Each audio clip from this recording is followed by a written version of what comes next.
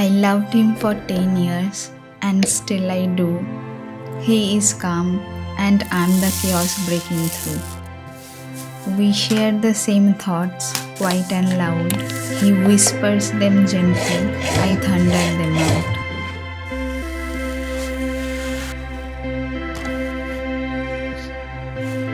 He never rushes, he waits, he knows when I build my art at the small corner of our home. He carried the bills, the worry, the schemes, so I could hold on to the weight of my dreams.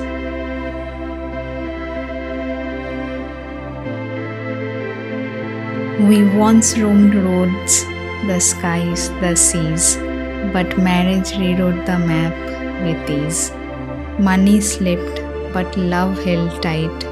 Home became travel and still felt right.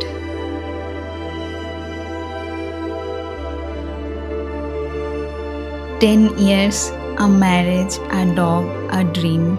Life's quieter now, but not what it seems.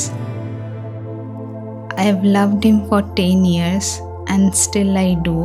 He is calm, yet I have found calm too. We think the same thoughts, but here's the thunder. Love was the chaos we built into wonder.